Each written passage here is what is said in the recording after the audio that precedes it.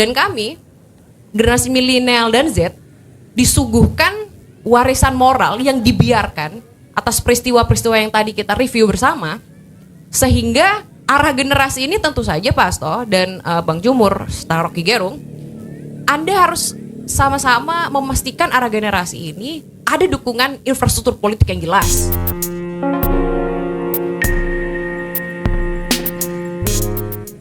Bernama Sasabila Saira. Mungkin tidak semua orang seberuntung dia itu ya. Pada masa muda dia pernah menjadi pembantu staf Presiden Jokowi waktu itu sebelum 2018 terutama. Perempuan ini selain cantik juga cerdas saya pikir ya. Tapi coba kita mulai mendengarkan apa keluhan dari mantan presenter ini ya. Seorang Sasabila itu saya pikir menjadi cerminan bagaimana tidak semua kaum milenial dan Gen Z ini memiliki kapasitas yang sedemikian cerdasnya. Kita harus realistis.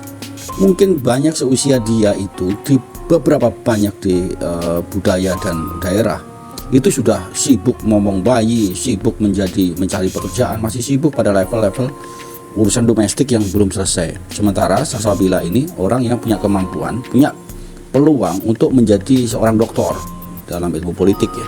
Dia sedang menempuh doktoral di Pajajaran. Artinya generasi ini ada ketimpangan. Saya pikir Sasabila juga punya keresahan dalam hal itu. Kita coba simak apa yang diucapkan oleh Sasabila. Hari ini 20 Mei adalah tanggal yang diamanati oleh negara untuk memperingati kita semua tentang Hari Kebangkitan Nasional. Tetapi kita coba mulai dengan skeptis kecil. Sebetulnya kita diundang di 20 Mei 2024 ini untuk memperingati apa yang melatar belakangi Hari Kebangkitan Nasional, atau justru kita ini dipanggil untuk melihat situasi hari ini atas kebangkrutan yang terjadi dalam sejumlah sektor. Ayo, siapa perempuan yang bisa sadar seperti Sasabila ini? Banyak perempuan yang lupa diri bahwa kondisi masa depan bangsa ini carut marut. Generasi milenial dan Gen Z ini sudah terpatri menjadi satu generasi yang banyak kalangan, banyak riset yang mengatakan bahwa kondisi yang sebenarnya memprihatinkan. Selain mereka tidak punya institusi untuk meluapkan pendapat, mereka juga tidak memiliki cara untuk berpendapat dengan tepat. Calon doktor politik ini mampu melihat bahwa kondisi negeri ini adalah negeri yang bangkrut. Seorang perempuan, seorang ibu harus mampu melihat masa depan. Bagaimana lingkungan ini rusak, bagaimana pertanian ini makin rusak, pendidikan kita juga jeblok. Harusnya perempuan mulai sadar sejak saat ini. Jokowi terakhir rejim ini benar-benar merusak segala-galanya, termasuk di masa depan perempuan. Saya belanja masalah di seluruh organisasi kampus, komunitas. Kami kesulitan karena kami dipecah oleh sebuah sistem organisir penghambatan opini. Ini kalau kita ngomong lebih detail menyedihkan sebetulnya. Dan saya menemukan fakta bahwa Anda semua di sini para senior kan berhutang kepada kami. Anda semua berhutang kepada founding parents karena telah menikmati kemerdekaan, seluruh reformasi dan sebagainya, rangkaian pasca kita merdeka.